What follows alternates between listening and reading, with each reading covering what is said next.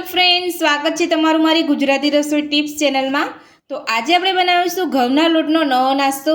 તો આ ઘઉંના લોટનો નવો નાસ્તો ખાવામાં એકદમ સ્વાદિષ્ટ અને ક્રિસ્પી બનતો હોય છે।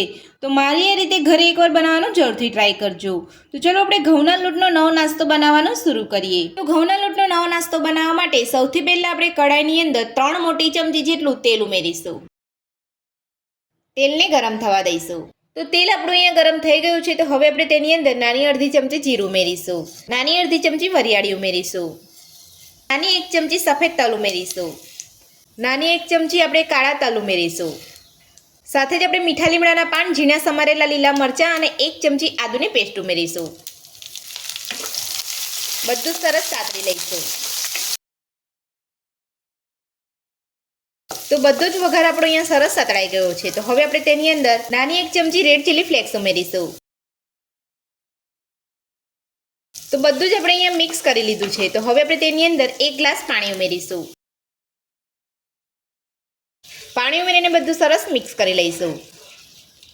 તો પાણી ઉમેરીને આપણે અહીંયા મિક્સ કરી લીધું છે। તો હવે આપણે તેની અંદર નાની અડધી ચમચી હળદર પાવડર ઉમેરીશું, નાની અડધી ચમચી સંચર પાવડર ઉમેરીશું, સાથે જ 2 ચપટી કાળા મરીનો પાવડર ઉમેરીશું, સ્વાદ પ્રમાણે મીઠું ઉમેરીશું। બધું સરસ મિક્સ કરી લઈશું। તો બધું જ આપણે અહીંયા મિક્સ કરી લીધું છે। તો હવે આપણે તેની અંદર 1 વાટકી ઘઉંનો લોટ ઉમેરીશું, અડધી વાટકી સોજી ઉમેરીશું અને બધું સરસ મિક્સ કરી લઈશું।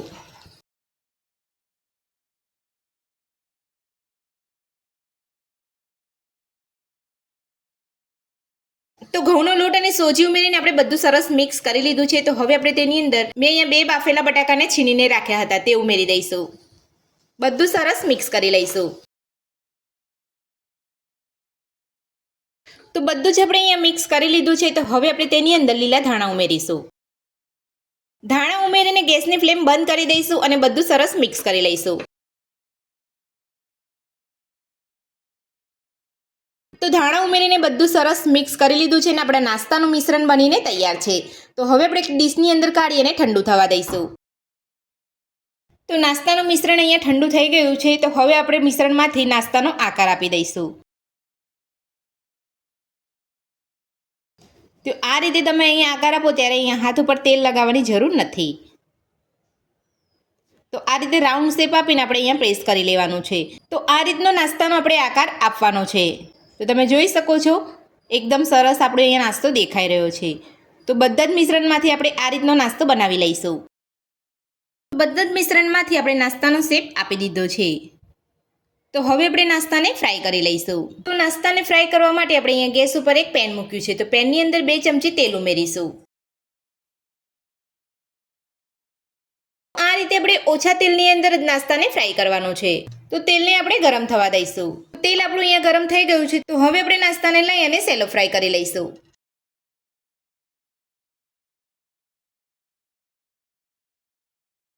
તો આ રીતે તમારા પેનમાં જેટલો નાસ્તો સમાય એટલો નાસ્તો લઈ લેવાનો છે। તો હવે આપણે ગેસની મીડિયમ ફ્લેમ પર નાસ્તાને સેલો ફ્રાય થવા દઈશું।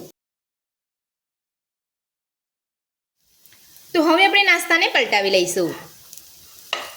તો આ રીતનો કલર આવે એટલે તમારે નાસ્તાને પલટાવી લેવાનો છે।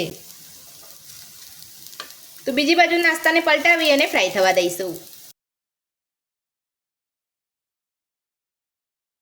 તો હવે આપણે નાસ્તાને બીજી બાજુ એ જ રીતે ગેસની મીડિયમ ફ્લેમ પર ફ્રાય થવા દઈશું। તો હવે આપણે નાસ્તાને બીજી બાજુ પલટાવી લઈશું। તો તમે જોઈ શકો છો બીજી બાજુ પણ અહીંયા સરસ સેલો ફ્રાય નાસ્તો થઈ ગયો છે।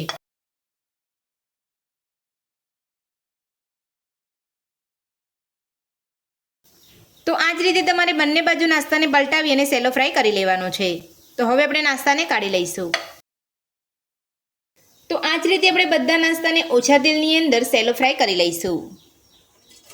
તો ઘઉંના લોટનો નવો નાસ્તો બનીને તૈયાર છે અને આપણે અહીં એક પ્લેટની અંદર સર્વ પણ કરી લીધો છે। અને તમે જોઈ શકો છો આપણો નાસ્તો એકદમ સોફ્ટ બન્યો છે। તો મારી આ રીતે ઘઉંના લોટનો નવો નાસ્તો બનાવવાનો એકવાર ઘરે જરૂરથી ટ્રાય કરજો। ઘઉંના લોટનો નવો નાસ્તો બનાવવાની રેસીપી તમને કેવી લાગી મને કોમેન્ટ બોક્સમાં કોમેન્ટ કરીને જરૂરથી જણાવજો। આજની રેસીપી પસંદ આવી તો વિડીયોને લાઇક કરજો, ચેનલને સબસ્ક્રાઇબ કરજો, તમારા મિત્રોને જરૂરથી શેર કરજો। Thank you.